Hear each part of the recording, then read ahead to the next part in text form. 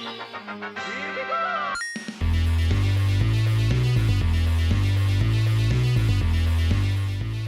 episode of The Chopping Block will feature footage from Mario Brothers Adventures.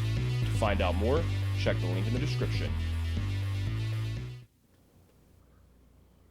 What is up, everybody? This is Axe. And this is Fiz. And welcome to The Chopping Block, an original vlog-style series here on AxeManGaming.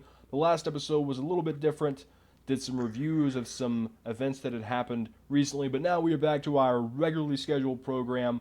Joining me is Fiz. How's it going, man? Good to have you back on the show. What's up, man? I'm doing pretty good.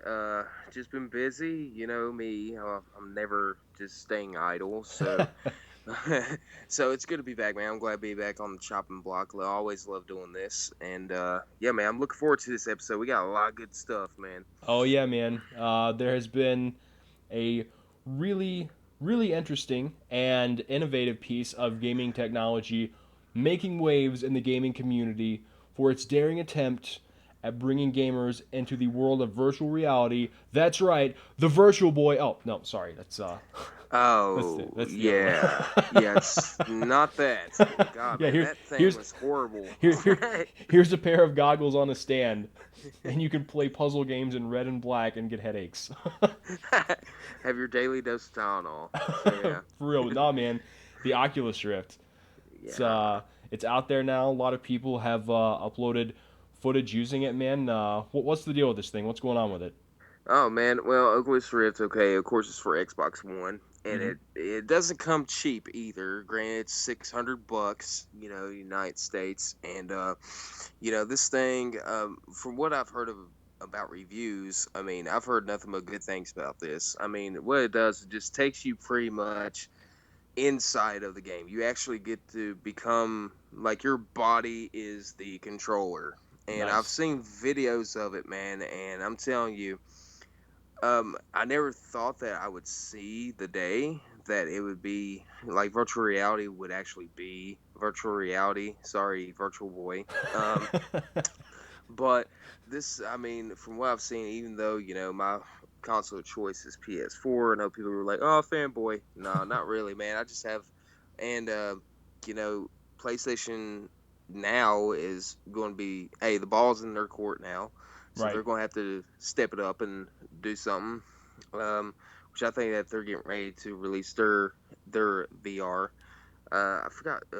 Gosh, what was it called? I think it was called Morpheus. I'm not really sure. Yeah, I thought I saw something about that as well.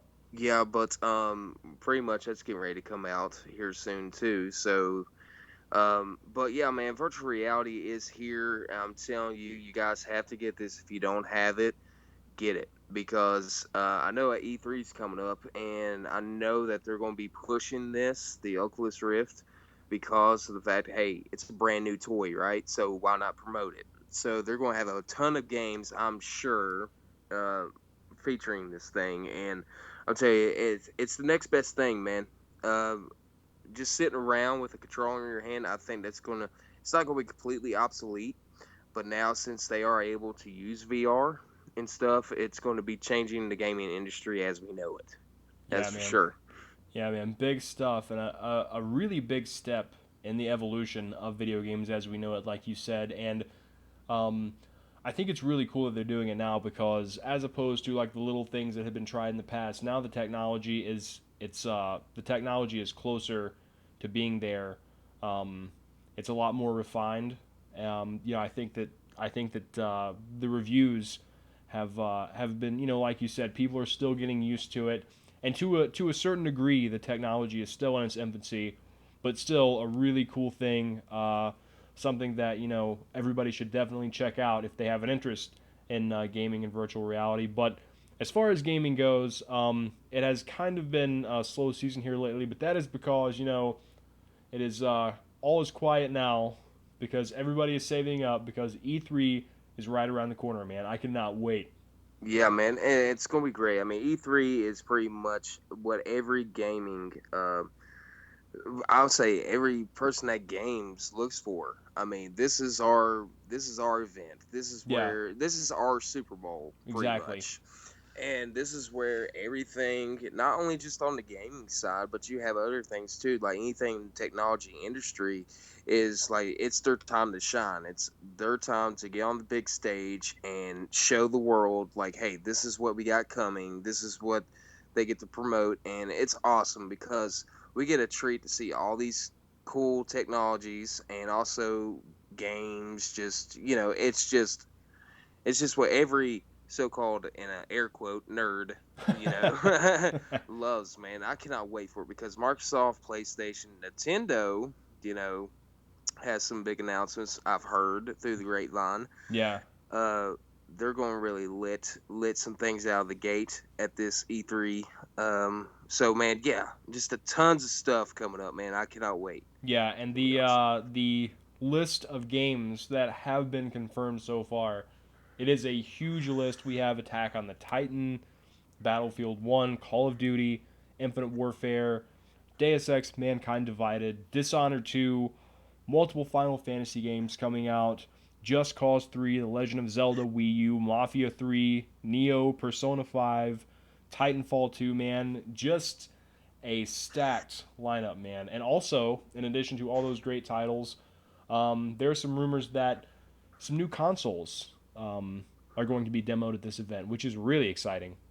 Yeah, man. I think Microsoft. I actually seen on IGN video on their daily fix episode that they do, Mm-hmm. and I think Game Informer had a little bit of piece on it. But I think Microsoft is actually, they're kind of going to give a new console another, run because Xbox One, granted, it's a great system. Don't get me wrong, but really, let's just be honest. When it comes to sales, PS4 is pretty much kicking them in the mud. I Yeah, mean, and they noticed that, hey, we are not winning this console war, so we're going to have to, get back to the drawing board, figure out, take all the feedback from fans, and take all take all that feedback and just give out another console that is going to perform to the fans' expectation. So I think they're going to, and also Nintendo, man, the NX, I yeah, think that's what it's called, man.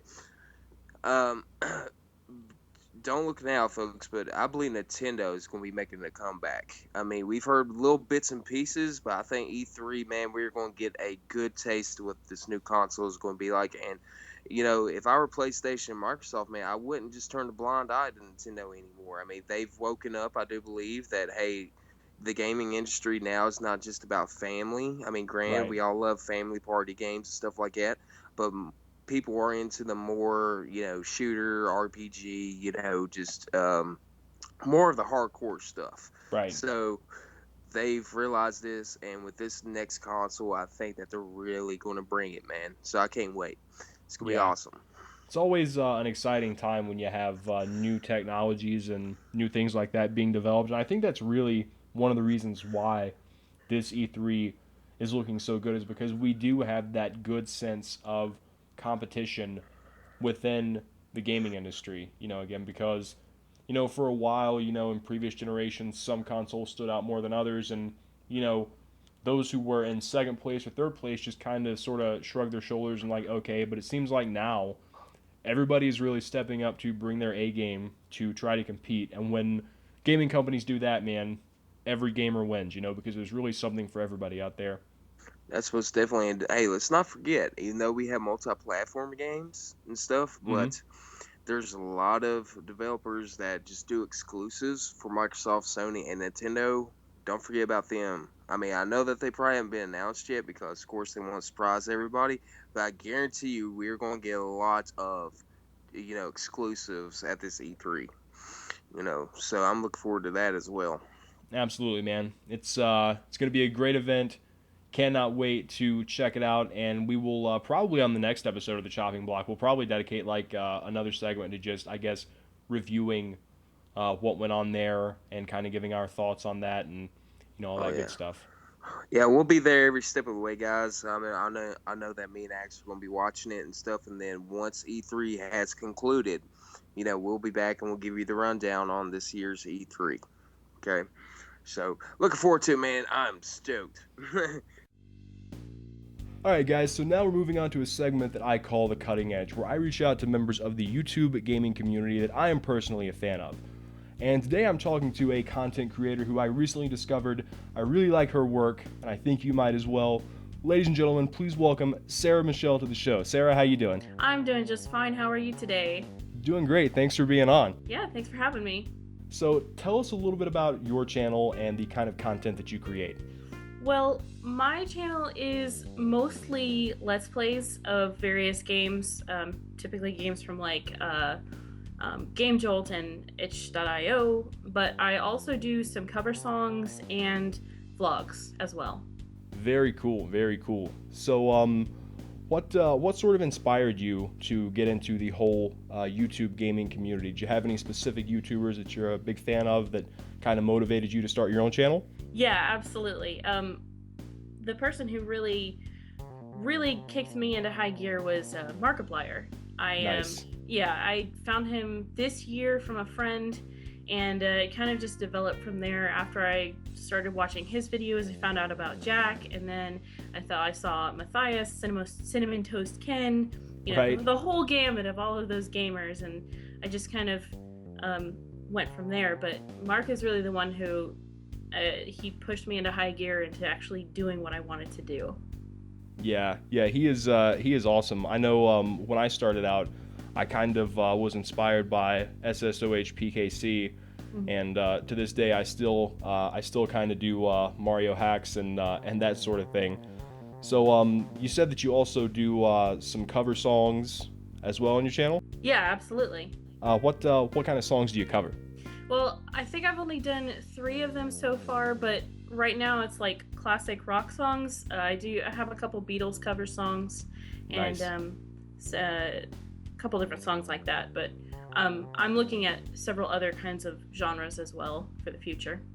Very cool, very cool. And you said you also vlog a bit. Are these kind of just improv vlogs that you do, or are they scripted, or a mix of the two? They are, everything that I do is improv, because the only thing that I've done that has been scripted, there's a submission that I did that I posted to my channel for Jacksepticeye vlog or video, and that was scripted. But everything else I just do offhand because I feel weird when I do scripted stuff. Right. I know what you mean. I would do the improv stuff with the Mario hacks, and I was like, for someone who didn't know context and who was just stumbled onto the channel to see, this guy is just playing Super Mario World hacks and talking to himself. What's going on here? Exactly. But I really do enjoy the whole vlogging aspect and reaching out. And so you said you do Let's Plays. Are these kind of guided walkthroughs, or do you do blind plays, or do you like to mix it up? I guess it depends on the game. I try to be as blind as possible going into it, because if it's something I've seen before, especially something I've seen a lot, then my reactions are not going to be as genuine. But I try to be as much as myself, as much as like in the moment as I possibly can in everything that I do. Right. Yeah, I know exactly what you mean. It's always good to see the genuine reaction that someone has to something in a game. I know I was doing a video recently, and it was a really cool level in the game I was playing, and for some reason my audio didn't record. I would like to blame the audio recorder instead of my own oversight. But I started it out, got like 2 minutes in, and realized it wasn't recording, so I started over, and I just kind of fessed up, and I was like, so the audio messed up, and I was like, now I have to act surprised, and oh my gosh, what is this, Oh yeah, that's always the worst. So do you prefer more modern games? Do you prefer indie games, or do you kind of mix it up and go a little bit all over the place? I definitely prefer indie games, because I actually went to South by Southwest, the gaming convention this year, and Right. I got to meet a lot of indie developers, and it really kind of opened a lot of things up for me. So Nice. I love the indie community so much, and it's just so cool to see that kind of creation at that big of a level. Right. But that being said, there are also some like big games that I like too, like Fallout 4 and all of the Bethesda games and stuff like that. Cannot go wrong with Bethesda. Exactly. And it's funny you mentioned that because on the subject of indie games and people coming together, on this episode of the Chopping Block, Fiz and I were kind of discussing how great it is now that content creators have this platform that we can not only use social media and networking, things like that, which is one of the ways that we were able to start chatting earlier. And not only that, but devs have used it for crowdsourcing and things like that to really get indie projects off the ground. And it's almost like in previous years, a lot of these projects and things like Mighty Number 9 and Shovel Knight and all these different things might not have been able to become a reality, but the platform that we have now has enabled that to happen. So you have a lot of people reaching out to you. Do you like to do fan reaction and things like that, or fan interaction and chatting with viewers and subs and that sort of thing? I'm not really at the point where I can do like reaction stuff. I mean, I'd love to end up doing that someday, but at this point, I interact with everyone that I possibly can as much as I can. I'm on Twitter like all the time, and I Facebook and in the comments and everything. I do have a very interactive community right now, and I'm very, very thankful for that. So interaction is amazing. Anybody who wants to come and talk to me, I'm more than happy to do that. Yeah, it's awesome. One of the things I've enjoyed most about being on YouTube is you just get to meet so many cool people. Whether it's just chatting on social media, chatting in the comments, whether it's co-op or co-commentaries.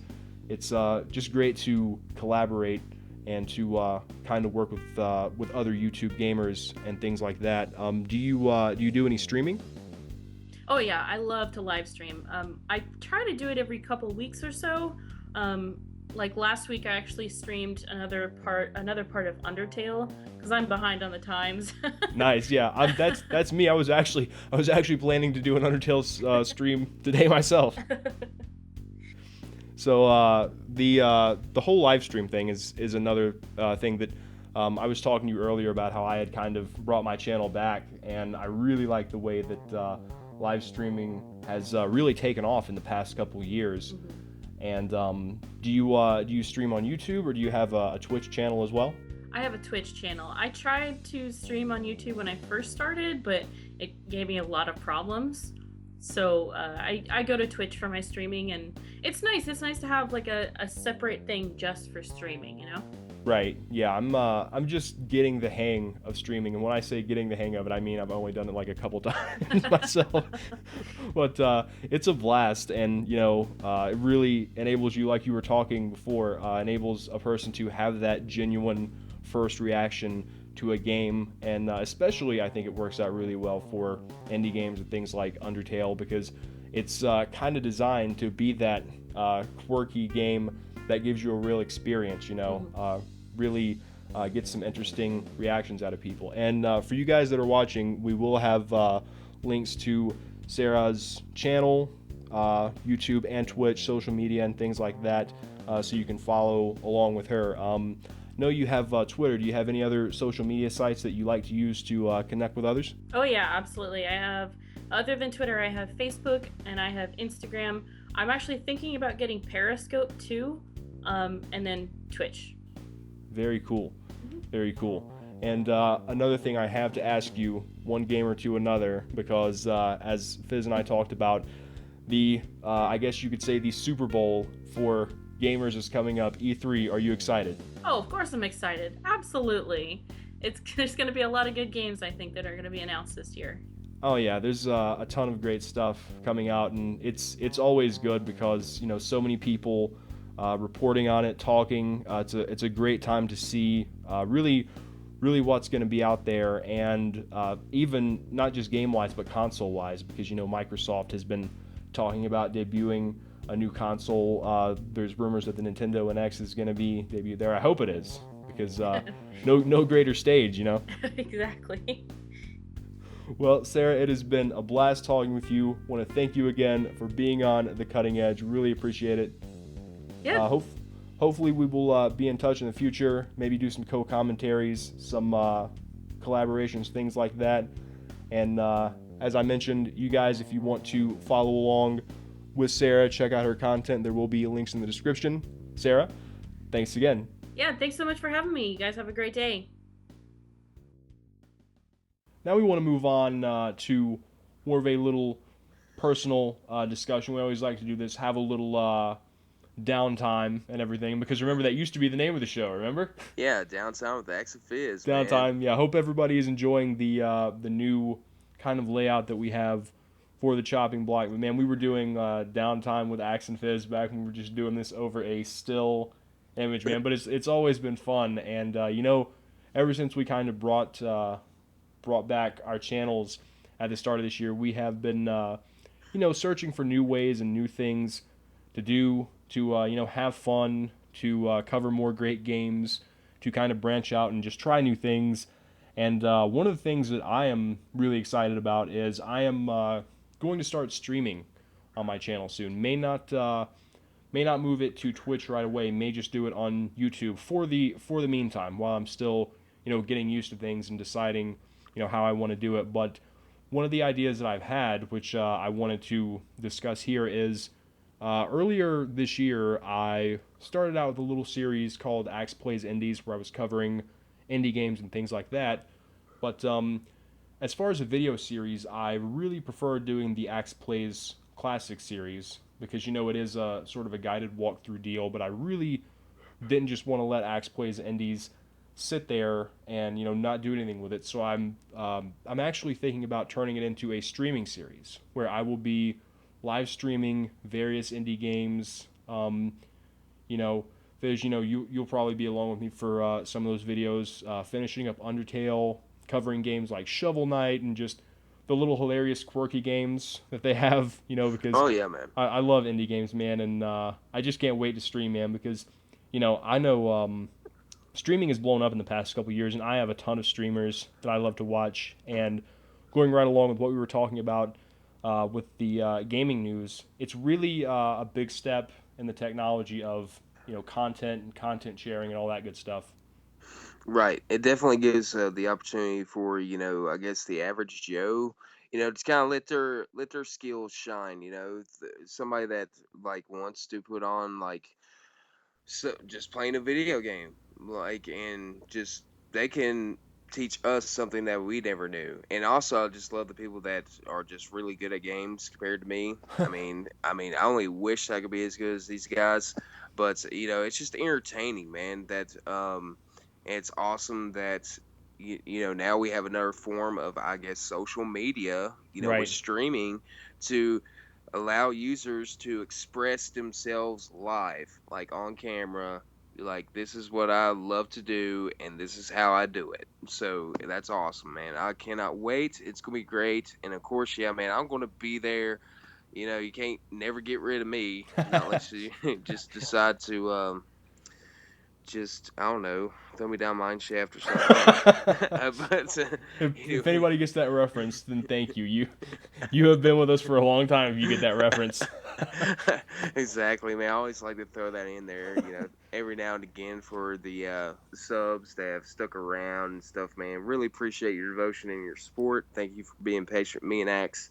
But yeah, man, a lot of good things coming too as well. We have a lot of great plans. So, anyways, Axe, man, is there anything else that you want to say to the Uh, people? yeah. Actually, you brought up social media there, and Mm-hmm. in a previous episode, I mentioned that I was going to forego Twitter for the time being to create a Facebook account. Yep. And wow, what a massive miscalculation that was. So, probably going to keep the Facebook page around just because. But I am using Twitter now. I am using that to update people about the future streams and the content and things like that. So there will be links to all this stuff in the description, so you guys can check that out if you want. And this whole deal with streaming and social media, it really presents networking. It almost puts the cool thing about it is it almost puts everybody on an equal playing field where everybody has the same opportunity and the same platform. It's like we all have different skill sets and we all have different abilities, and those can appeal to different people. And I think the best way to coordinate, a content creator with someone who would like their content, maybe an audience member or even a partner in terms of business or whatnot, is to have that decentralized platform. And Fiz and I, we stay busy with business endeavors, and we've been working on a new business endeavor recently, and this is something that we've both been involved in for about a year, both on similar but separate sides of the spectrum. And wow, I say that 5 times fast.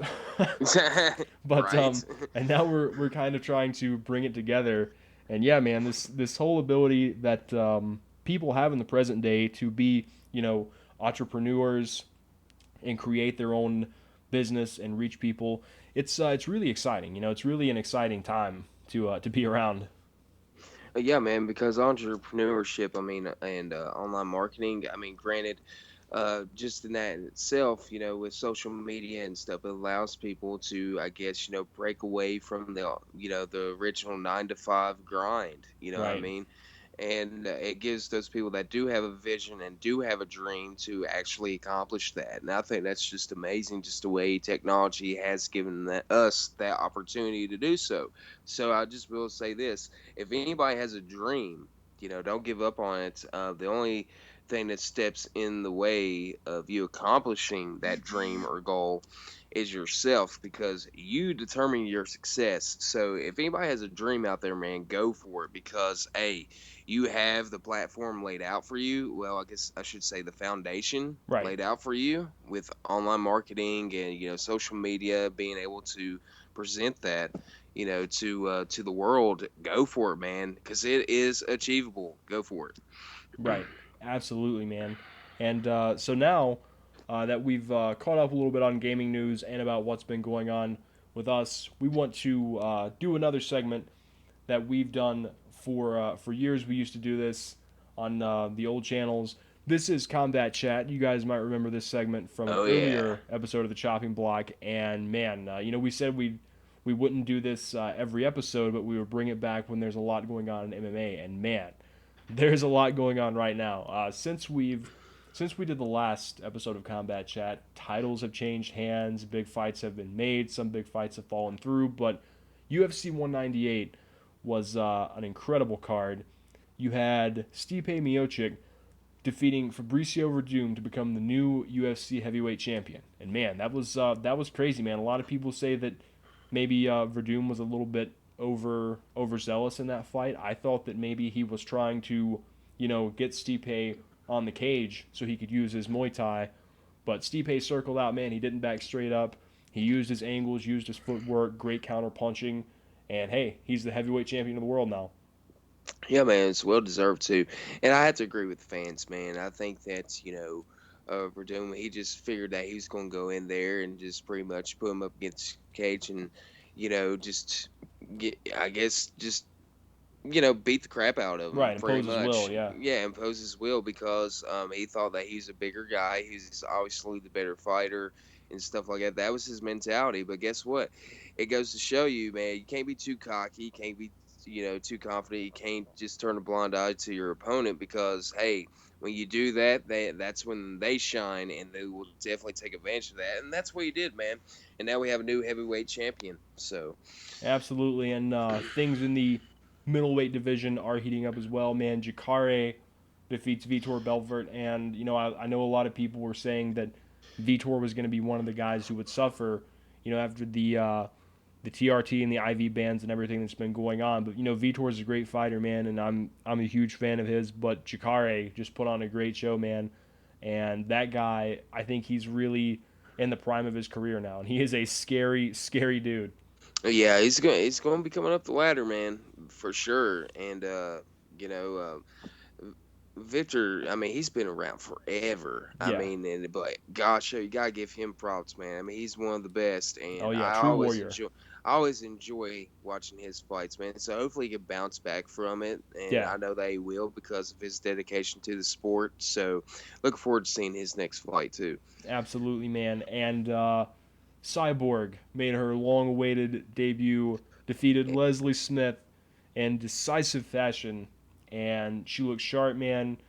Great combinations, very technical, but a lot of power on her shots. I think she's going to make waves in the UFC, and really one of the most anticipated debuts we've ever had in the UFC. You know, a lot of people were really wanting Cyborg to come in, and she did not disappoint. No, not at all. I mean, she did. She went in there. She did her thing. She said, "Hey, look, I deserve to be here," and she did it in prime fashion, man. Good for her. Congrats to her. And man, she's going. Watch, I guarantee you, she's going to be a force to be reckoned with, most definitely. Absolutely. And then we had a UFC Fight Night card, which was great. You had Jeremy Stevens defeating Renan Barão, and that was a back and forth contest, man. A little bit of controversy about the decision, but I think Stevens took it. It was close, but I think the right decision was made. You know what? To be honest with you, you're probably gonna be more knowledgeable about this because the fight night ones I didn't really get to catch this time. Right. I had stuff going on, but I'm not really too familiar with these two dudes. But Yeah. but hey, inform me about this, guys. Like, what's their strong points? Like, what's their, I guess, their main focus? Like, are they wrestling? Is it more Muay Thai? Yeah. BJJ. Yeah. Renan, he was actually the champion at 135 for a long time, and he was really skilled with his hands, great Muay Thai. But a lot of people were saying that as he got a little older, the cut to 135 was a little bit too rough for him.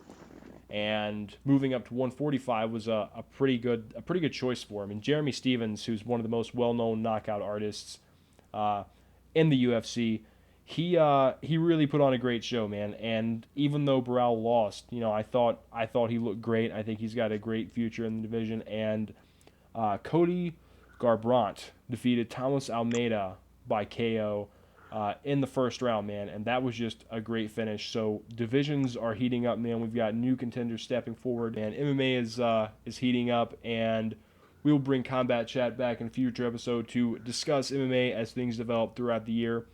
All right, guys, so whenever we close out an episode of the Chopping Block, we always like to do something special and kind of unique. So for this part, we actually wanted to show off a gaming clip. And this was a clip that I had actually recorded during my farming sessions when I was trying to collect gear for my monk character build video, which will be coming out soon. But let's go ahead and roll it. As you can see here, fighting in the alchemic lab. Everything's going okay, nice and swimmingly. And let's see what happens here. Oh man, from 70,000 health down to 5 health points. 5, not 5,000, not 500. But 5, man. Holy crap. Literally hanging by a thread, but I was able to jump back and heal up.